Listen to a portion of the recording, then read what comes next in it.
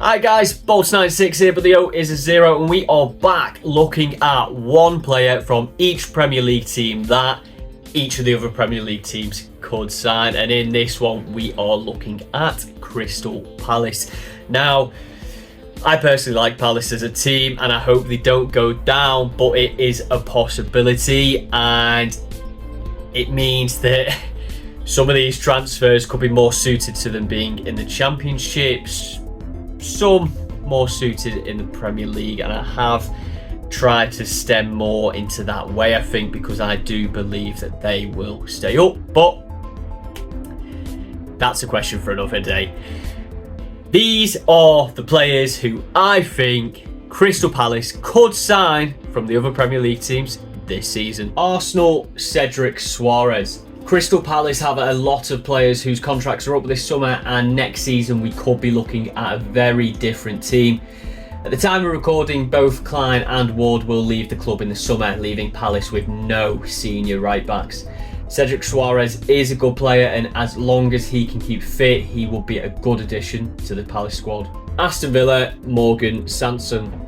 Sanson is on the fringes of Villa and will likely leave in the summer. Palace will need more centre midfield depth, and Sanson wouldn't be a bad option. He isn't the best player in the world that they could be bringing in, but he wouldn't cost a whole lot of money, and he is in his prime years.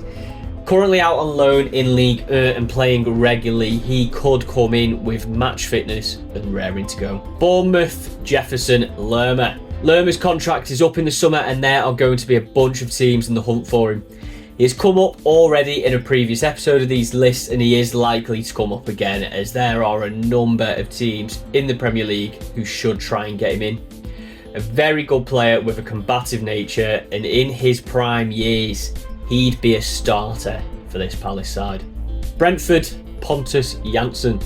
As it stands, Palace are going to be losing Tompkins and Ferguson on a free this summer, so they will need to improve their depth in the centre-back role.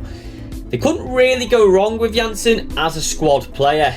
Bags of experience, and he will come in on a free transfer.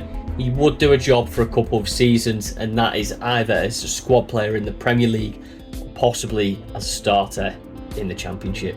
Brighton and Hove Albion, Joel Veltman. Again, Palace currently could have no right backs come the summer. Veltman will be available on a free and would be an excellent option. Although he is on the wrong side of 30, he would bring a wealth of experience with him and would be an immediate improvement.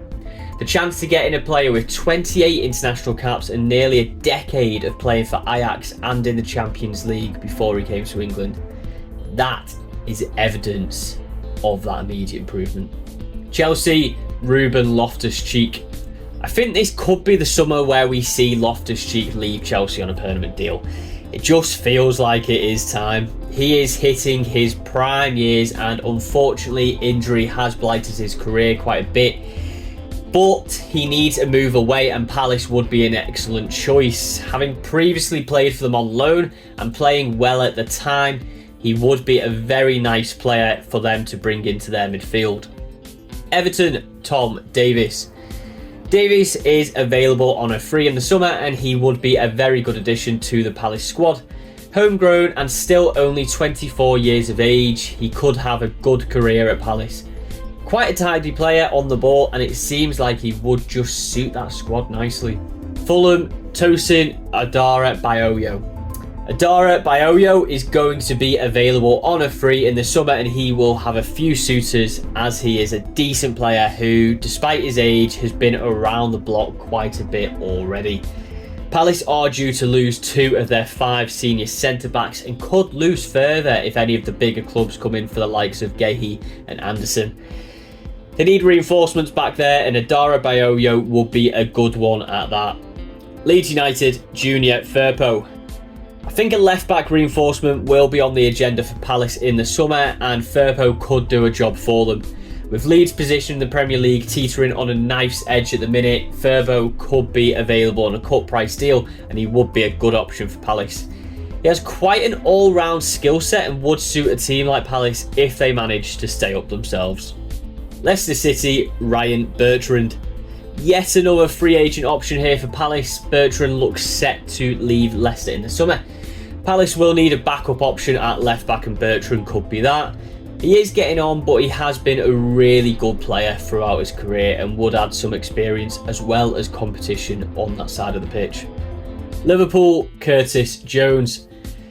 Jones has been hampered by the most random of injuries over the past couple of seasons. I mean, who is out for over 60 days with a poke to the eye? Strange.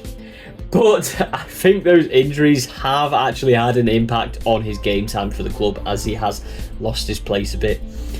Still a good young player. I think he could maybe go out on loan in the summer to get more game time and continue his development. Palace would be a great option for him, and they would be getting a player who will give them a creative spark from those midfield positions. Manchester City, Sergio Gomez. I thought this was a strange signing for City at the time, and it has quite proven to be that way.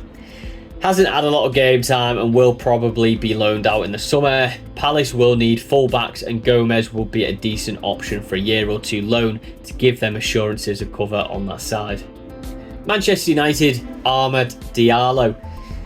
Diallo is having a decent season out on loan in the Championship, and he will be out on loan again this season. Probably to a bigger club to further his development. Whether Palace are in the Premier League or the Championship next season, this could be a loan transfer that happens either way. They need more options on the wings, and they wouldn't have much to lose in this one. Fast and with an eye for goal, I'd be intrigued to see him take the next step up with a bigger club. Newcastle United, Isaac Hayden. Hayden was one of the main players for Newcastle only a couple of seasons ago, but he has lost his spot and he will be looking to move away permanently once his current loan spell at Norwich concludes. Palace could feasibly put an offer in to boost those midfield options, and he would possibly be a starting central defensive mid within that squad. Nottingham Forest, Andre Ayew. If Crystal Palace extend Jordan Ayew's contract, then I could see this one happening, particularly if they drop down into the Championship next season. Andre Ayew could join Palace for his swan song right there with his brother, and he would be an okay addition to a limited wing. And he would also provide an option as a striker, which Palace could do with. If they do drop into the Championship, I think the two Ayew brothers would rip it up together, even at their current age. Southampton, Moussa Djenepo. Zaha is on his way out in the summer, and I'm not saying Djenepo could replace the quality that Zaha has provided for so many years, but he would be a realistic acquisition for Crystal Palace to replace him. Djenepo is a tricky winger with pace. He is quite a handful, and he would give Palace something on that side. Spurs, Pape Matar Sarr.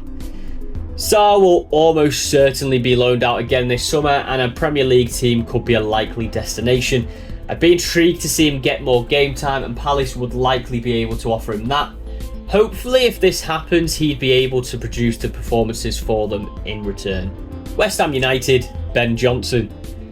Palace are going to be light for options at the back come the summer, as we've established, and I think this signing will be a really good one for them considering Johnson's versatility. A young and strong defender who will be able to cover them across the back line. Wolverhampton Wanderers, Ki-Jana Hoever. And we finish with a very similar inclusion as the last player. Whoever can play as a right back and centre back, which would be absolutely ideal for Palace going into next season. Whether they are in the Prem or not, whoever would be a good option for them to back up those positions, and still very young, he'd be an option for years to come. And there we have it, guys. That is who I think Crystal Palace could sign from the other Premier League teams this season. If you liked what you watched, please do remember to like and subscribe, and comment down below what you thought of my picks. Were they good or were they bad?